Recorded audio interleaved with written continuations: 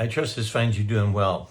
In this great drama that we're looking at in the book of Job, in chapter 2, we see, I guess, part 2 of the engagement of Satan with the Lord regarding Job. It says in verse 1, again, there was a day when the sons of God came to present themselves before the Lord, and Satan also came among them to present himself before the Lord.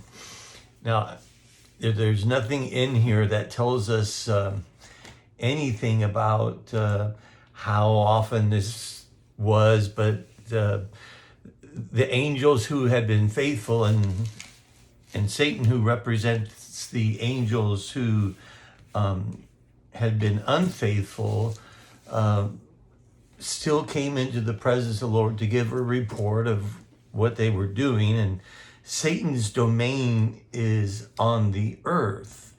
And he comes in here in verse number 2, and the Lord said to Satan, "From where have you come?" And Satan answered the Lord and said, "From going to and fro on the earth, and from walking up and down on it." And the Lord said to Satan, "Have you considered my servant Job, that there is none like him on the earth, a blameless and upright man who fears God and turns away from evil? He still holds fast his integrity, although you incited me against him to destroy him without reason." And so even the Lord is using this as an opportunity to describe Job as a man who is faithful beyond measure. And so we naturally ask the question, well, why is he allowing these things to happen in his life? And it reminds us that we should be very careful when people are going through troubles to try and give them pat answers, because we don't understand always all that God is doing. In verse 3, and the Lord said to Satan, here's Job. He's blameless, he's upright, he fears God, and he turns from evil. All the things that he had said about him in the first chapter, he says about him in the second chapter, even though he had suffered the loss of all things, material, his children, and he didn't turn from God. And then Satan answered the Lord and said, "Skin for skin," it is a proverb. "All that a man he has, he will give for his life. But stretch out your hand and touch his bone and his flesh, and he will curse you to your face." And the Lord said to Satan, "Behold, he is in your hand, only spare his life." So Satan went out from the presence of the Lord and struck Job with a loathsome sores from the sole of his foot to the crown of his head. And he took a piece of broken pottery with which to scrape himself, while he sat in the ashes. Now, here's poor Job, hasn't got a clue as to what is going on or why all of this calamity has fallen on him so quickly. He's reverent towards God. He honors God. He does not participate in evil, but turns from it. I mean, he's all around the perfect guy, and he's being struck.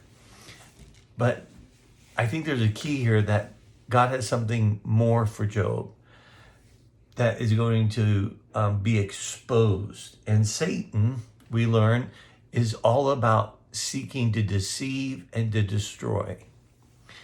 Satan, there's a spiritual battle that takes place, not just for every man, but over countries and governments. And I hope that part of what you see is that even here in the Western world, we don't think much of Satan or demonic forces, but we need to see that they are real and they're fighting. Paul tells us that we don't wrestle against flesh and blood, but principalities and powers. The struggle is real. The force behind developing in us a sense of lack, that we need something in order to be whole, that's Satan, the one who tells us a lie, that sin is the answer, is going to make us happy, or that even happiness is the goal. The goal for Job was just to be upright. God is more concerned with our holiness, the experience of his holiness and his presence, than our happiness, which is based on our circumstances. So he goes through this, and now he has had these boils from foot to head. He scrapes them, and he's sitting in a pile of ashes. And verse 9 says, then his wife said to him, do you still hold fast to your integrity? Curse God and die. Well, this is exactly what Satan had told the Lord would happen. But it wasn't Job, it was his wife. She's looking at this and saying, so obviously something's wrong. When we see someone fall into calamity, our instinct is to say, well, I wonder what they've been doing wrong. But Job had done nothing. She says, curse God and die. But then he said to her, you speak as one of the foolish women would speak. Shall we receive good from God, and shall we not receive evil? And all this Job did not sin with his lips, which gives the indication that maybe his heart was becoming embittered or questioning of what was going on, why God was allowing him to suffer. I think of this passage in 2 Corinthians chapter number 12 and the life of Paul. He starts off as Saul and a persecutor of the church. He has a great conversion experience on the road to Damascus. He receives his sight. He is not received by the church, but he goes out into the desert and he begins to receive revelations. He's taught directly by the Holy Spirit.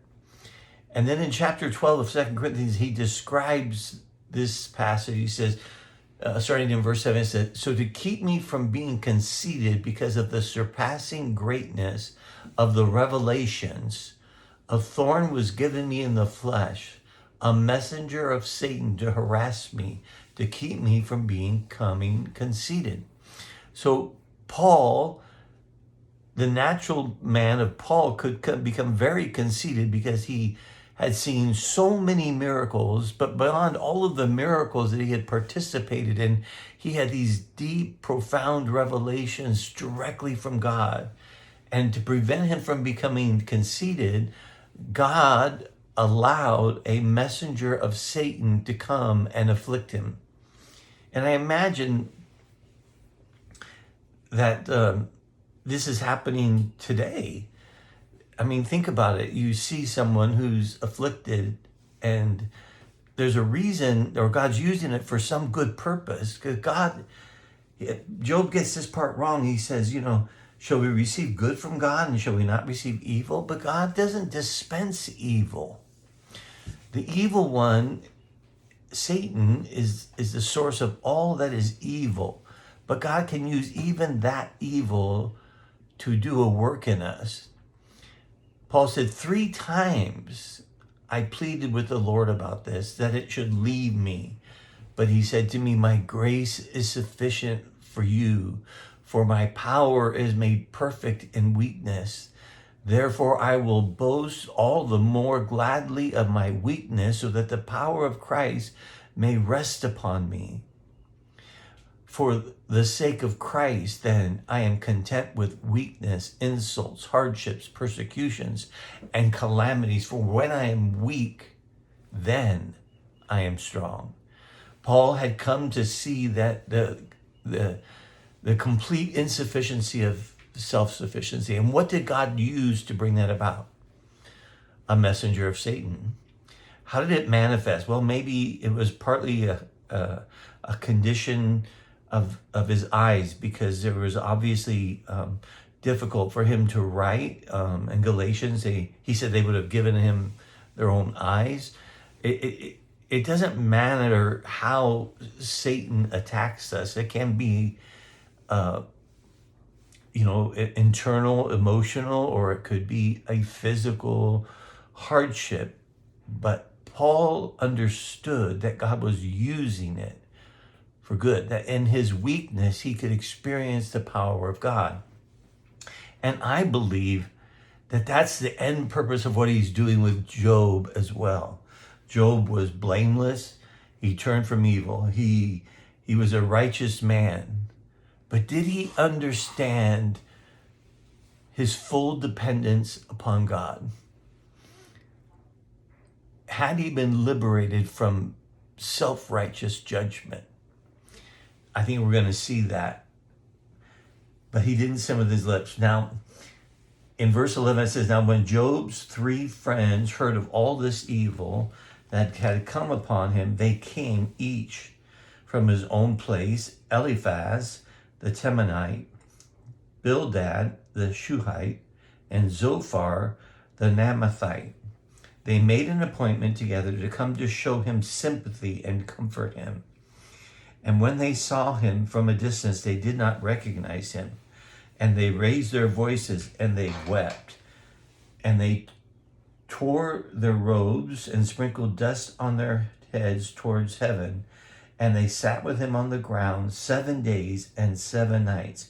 And no one spoke a word to him, for they saw that his suffering was great. Good friends. How did we see them as good friends? Well, they came, they sat, they were comforting, they mourned with him, but they didn't speak a thing. They didn't try and explain it away. In fact, I often think of this as they were great friends until they started to talk. As soon as we started trying to explain other people's sufferings, we mess up. You know, I don't understand why certain things happen to certain people, whether it's me or anyone else. But I know that God can work in suffering. And I know he uses it to transform our lives. So when we have those who are suffering with an illness or trouble or trials or calamities or hardships, let's go sit with them and be silent. Don't try to explain what God's doing or try to elicit, confessions. Let's remind them of the goodness of God. For God is working, and how he's going to work and how he's going to use it, we don't know. We're finite. But God is infinite, and he will work. So let's choose to be a good friend. And when we face these calamities, let's understand that our God is a sovereign God who's good, and he loves us. We're all going to face certain different hardships in life. It's part of living in a fallen world. How we receive it, how we desire in our weakness to find the strength, the power and glory of God is found in that very weakness. So in your weakness, proclaim his strength. His grace is more than sufficient for everything. Have a great day.